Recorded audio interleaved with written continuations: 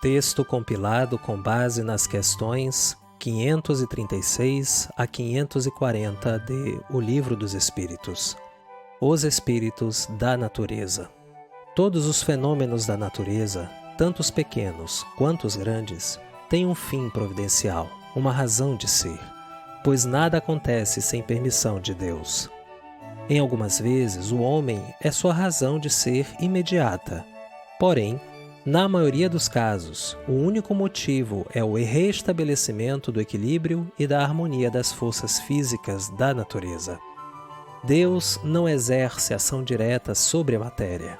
Ele encontra agentes dedicados, ou seja, os espíritos, em todos os graus da escala dos mundos para que estes exerçam certa influência sobre os elementos materiais para os agitar, acalmar ou dirigir de modo a fazer valer a vontade de Deus.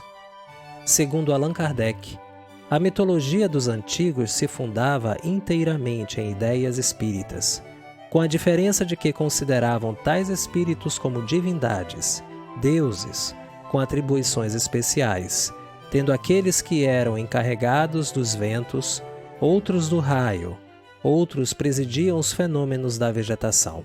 Essa ideia não só possui fundamento, mas também, segundo os espíritos da codificação, está muito aquém da verdade. Há espíritos que habitam o interior da Terra, ou melhor, uma frequência, ou ainda uma dimensão espiritual do planeta. Presidem aos fenômenos da natureza e os dirigem de acordo com as atribuições que têm.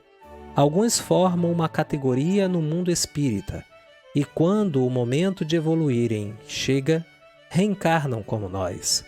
Outros são os responsáveis por coordenar a ocorrência dos fenômenos naturais.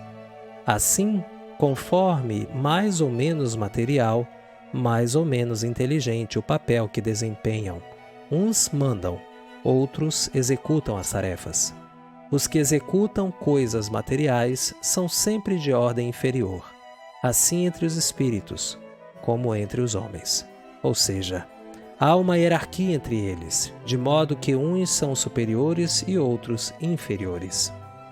A produção de certos fenômenos, como, por exemplo, as tempestades, é obra de massas inumeráveis desses espíritos. Entre eles há os que operam com conhecimento de causa, usando do livre-arbítrio, e os que operam por efeito de impulso instintivo ou irrefletido. Em um relato de André Marinho, do Rio de Janeiro, Chico Xavier, certa vez em visita à cidade do Rio de Janeiro, visitou a praia de Copacabana. Nessa ocasião, em companhia da companheira Susana Maia Mouzinho, por volta das 21h30 ou 22 horas, Chico começou a olhar para o mar e se emocionou muito, dizendo: "Susana, você não sabe o que eu estou vendo. A beleza dos espíritos do mar. Eu estou vendo uns espíritos na arrebentação das ondas, mas não são espíritos humanos. Não sei dizer que tipo de espíritos são esses.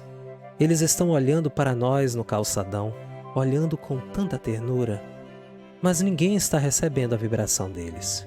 Espera um pouquinho que eu vou te contar uma outra coisa."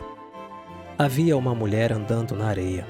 Parou um determinado momento e começou a cavar um buraco na areia e acendeu uma vela. Fez uma oferenda e começou a fazer uma oração, um pedido, um agradecimento, e em seguida foi embora. Chico então viu os espíritos do mar se aproximarem da oferenda e pegaram a vela espiritual, carregando a luz em direção do mar. Era um grupo desses espíritos. À medida que se deslocavam para o mar, olhavam para a oferenda que estavam carregando e mandavam vibrações para essa mulher, com o objetivo de que o desejo fosse realizado ou que a intervenção solicitada por ela fosse concretizada. Chico ficou muito emocionado.